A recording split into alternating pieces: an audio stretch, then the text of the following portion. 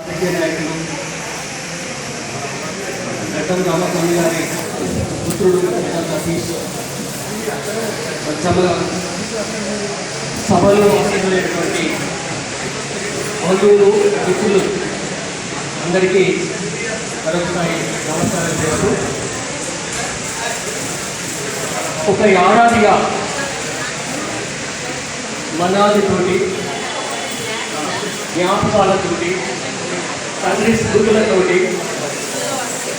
సంగాడినటువంటి సతీష్ ఆయన తర్వాత బాబు అనే ఒక పుస్తకంగా వెలువడిన వాడు. ఆ పుస్తకంలో పుస్తకం యొక్క సారాంశం ఏంటి, పుస్తకం రాసే క్రమంలో సతీష్ ఎదిగిన వ్యక్తులు ఏమిటి, సతీష్ యొక్క సాహిత్యానికి ఏమిటి, సతీష్ యొక్క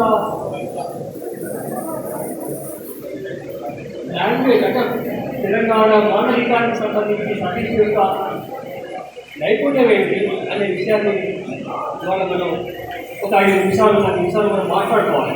ఇదంతా రామస్వామి గారి యొక్క గొప్పతనము, రామస్వామి గారి యొక్క పెంపకం యొక్క గొప్పతనం.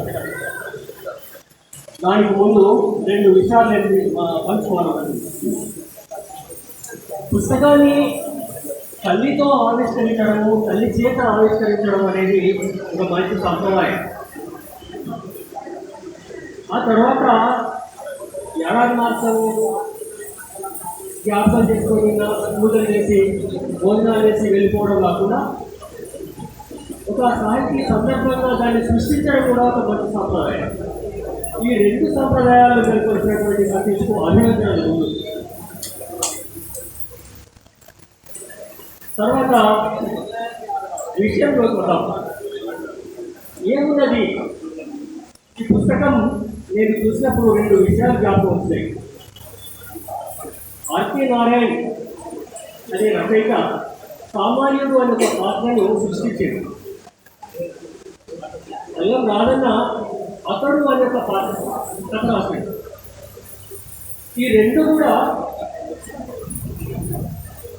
అందరికీ పర్టికులర్ కాదు, ఇది ఒక కామన్, అందరికీ కూడా ఇది అప్లై అయ్యింది. అలాంటి క్యారెక్టర్ ప్రతి ఒక్కరికి అప్లై అయిపోతుంది. అంటే సర్వనామం అనేది అదే అట్లా అప్లై అయ్యే విధంగా ఈ బాపు అనే పుస్తకం ఉన్నది. అది ఈ బాపు ఎవరు, బాపు తన కొడుకును ఏ విధంగా పెంచుకున్నాడు అనే విషయాన్ని, అంటే తండ్రికి కొడుకు మధ్య ఉన్నటువంటి అనుబంధం ఏమిటి అనే విషయాన్ని మనము చూడాలి.